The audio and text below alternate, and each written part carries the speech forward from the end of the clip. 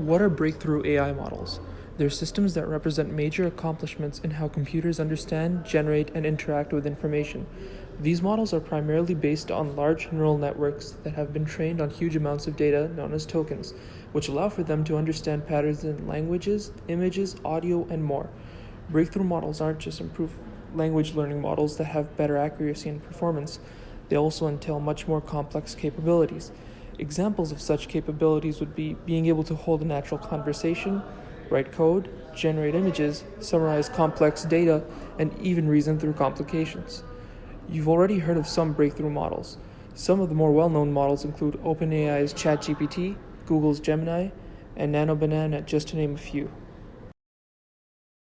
Generative AI is changing how art is made faster than ever. Anyone can now create visuals in seconds using easy tools like NanoBanana for images, Sora for video, and Suno for audio, all of which used to be difficult or expensive to access. But this speed and easy access comes with problems.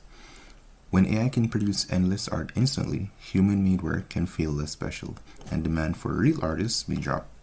In March 2025, the U.S. Court of Appeals for D.C. ruled that purely AI-generated art cannot be copyrighted, meaning artists can't fully protect or profit from AI-made work. There's also ethical concerns. Many AI models are trained on huge amounts of artwork taken from the internet without permission, making artists feel like their styles are being used without credit.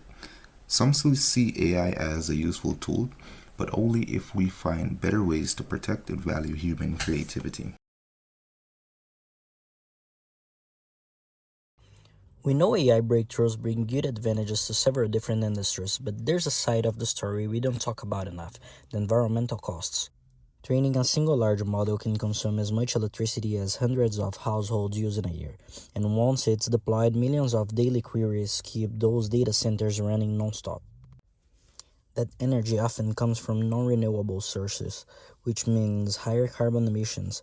And it's not just electricity. Cooling the servers farms requires huge amount of water, adding pressure on local ecosystem. But the point isn't to demonize AI. It's to acknowledge the impact and push for solutions. Researchers are working on more efficient models, companies are shifting to renewable energy, and new hardware is cutting energy use dramatically. AI is powerful, and with the right choices we can make it sustainable too.